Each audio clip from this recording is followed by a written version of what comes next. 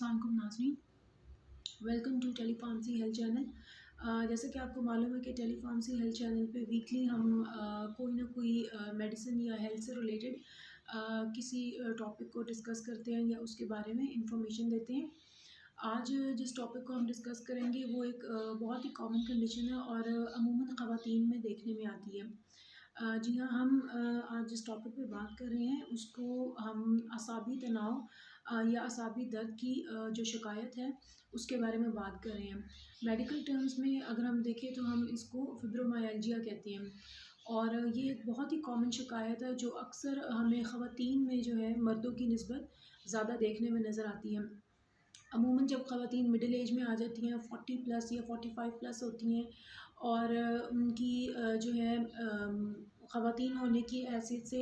और middle income जो ख़वातीन जिन घरानों से ताल्लुक़ रखती हैं या अगर वो डाइवोर्सी हैं और बहुत ज़्यादा वो स्ट्रेस का शिकार हैं तो अक्सर हमें जो है ऐसी ख़वातीन इस चीज़ की शिकायत करती नज़र आती हैं कि वो असाबी दर्द में मुब्तला हैं। अगर हम इसकी अलामात देखें तो अमूमन जो ख़वातीन होंगी या जो भी मरीज़ होगा वो इस चीज़ की शिकायत करेगा कि उसके कंधों में दर्द है या बाजुओं में दर्द है या टांगों में दर्द है और अमूमन ये दर्द जो होती है वो जिस्म के दोनों हिस्सों यानी दाएं और बाएं दोनों तरफ होती है। इसके अलावा हम देखते हैं कि जो मरीज़ होता है वो अक्सर इस चीज़ की शिकायत करता हुआ नज़र आता है कि बावजूद पूरी नींद लेने के यानी 6 से 8 घंटे की अगर उन्होंने नींद ली है या 10 घंटे की भी नींद ली है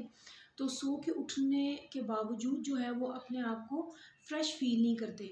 इसके अलावा उनको अपना जो है एक मेंटल जो फ़ोकस होता है या मेंटल अलर्टनेस होती है वो भी थोड़ी-सी डल महसूस होती है।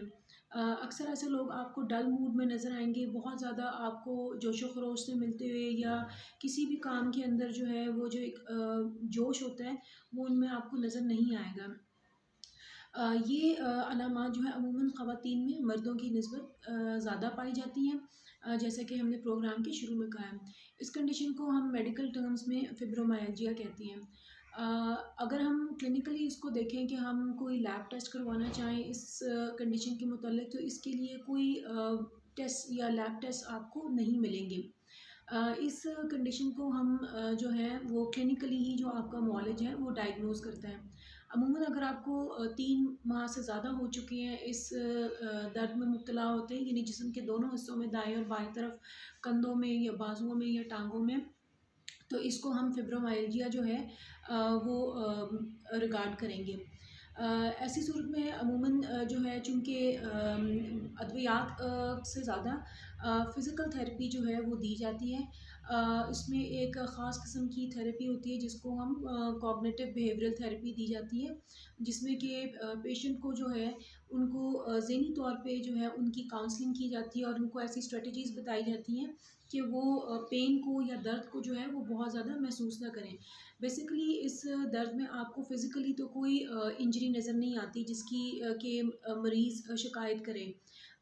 इस दर्द का ताल्लुक जो है वो सेंसरी जो आपकी पेन होती है यानी दिमाग में जो आपकी पेन परसेप्शन होती है वो बहुत ज़्यादा आम लोगों से बहुत ज़्यादा होती है। यानी अगर ऐसे लोग थोड़ी-सी भी फ़िज़िकल एक्सर्शन करेंगे तो वो आपको बहुत ज़्यादा दर्द की शिकायत करते हुए नज़र आएँगे या उसके अलावा बहुत ज़्यादा थकावट की शिकायत करते हुए नज़र आएँगे। इस सूरत में जिस तरह कि हमने अभी प्रोग्राम के शुरू में बात की है कि इसका क्लिनिकली जो है इसको डायग्नोज़ किया जाता है और इसकी कोई मेडिसिन्स नहीं होती। फ़िज़िकल थेरेपी दी जाती है जिसमें कि कॉग्निटिव बिहेवियरल थेरेपी है। मरीज़ की काउंसलिंग की जाती है, उनको इस चीज़ की रियलाइज़ेशन दिलाई जाती है कि वो दर्द को बहुत ज़्यादा महसूस ना करें। इसके अलावा अगर हम देखें तो पेशेंट्स जो हैं उनको जो है फ़िज़िकल थेरेपी दी जाती है यानी उनको एक्सरसाइज़ेस करवाई जाती हैं जिससे उनकी मस्कुलर स्ट्रेंथ जो है वो डेवलप हो। इसके अलावा हम देखते हैं कि अगर मरीज़ बहुत ज़्यादा दर्द की शिकायत कर रहा हो तो फिर उस सूरत में आपका मौलिद जो है वो आपको एंटी डिप्रेसेंट्स जो हैं वो भी प्रिस्क्राइब कर सकती हैं और अमूमन वो आपको बहुत लो डोज़ में प्रिस्क्राइब की जाती हैं जो कि सिर्फ़ दर्द की इलाज के लिए होती हैं। इसके साथ-साथ नाज़रीन हम एक और कंडीशन भी देखते हैं जो कि अमूमन जो है इसी से मिलती-जुलती है और उसको हम कहते हैं क्रोनिक फटीग सिंड्रोम। आपको मरीज़ जो है वो बहुत ज़्यादा थकान की शिकायत करते नज़र आते हैं। अमूमन अगर 6 माह से ज़्यादा अरसा गुज़र जाए और मरीज़ जो है वो बहुत ज़्यादा थकान की शिकायत करे और थकान उनको इस हद तक महसूस होना शुरू हुआ जो उनकी फ़िज़िकल एक्टिविटी को या मेंटल जो अलर्टनेस है उसको अफ़ेक्ट करना शुरू कर दें, तो फिर ये एक जो है क्लिनिकल कंडीशन के तौर पे हम इसको देखेंगे। अमूमन 50% ऑफ द टाइम जो है वो मरीज़ आपको जोड़ों में दर्द की शिकायत या असाबी दर्द की शिकायत यानी मस्कुलर पेन की शिकायत करते नज़र आएंगे। इसके साथ साथ वो आपको इस चीज़ की शिकायत करेंगे कि उनकी जो याददाश्त है वो कमज़ोर पड़ती जा रही है या उनको मुकम्मल नींद लेने के बावजूद जो है वो अपने आप को फ्रेश फ़ील नहीं करते। इसके अलावा आप ऐसे लोगों में अक्सर देखेंगे कि अगर वो कोई थोड़ी सी भी फ़िज़िकल एक्टिविटी करते हुए आपको नज़र आएंगे तो उस फ़िज़िकल एक्टिविटी के नतीजे में जो उनको दर्द महसूस होगा या थकान महसूस होगी, वो 24 घंटे से ज़ायद अरसे तक उनको महसूस होती रहेगी। जो कि अमूमन एक ज़रा हैरत अंगेज़ भी होती है और ताज्जुब ख़ेज़ बात भी होती है। तो इस सूरत में जो है अगर आपको मरीज़ में इस तरह की अलामात नज़र आ रही हैं, तो उनको जो है वो मुआलिज से रुजू करने की ज़रूरत है। अमूमन हमें फिब्रोमाइल्जिया या क्रॉनिक फटीग सिंड्रोम चूँकि ये मिलती-जुलती ही कैफ़ियत हैं और क्लिनिकली जिस तरह की मैंने आपको बताया कि इनका डायग्नोसिस नहीं होता लैब टेस्ट के थ्रू, बल्कि आपके सिम्पटम्स या अलामात के ज़रिए जो है वो आपका मौलिद जो है वो इलाज करता है।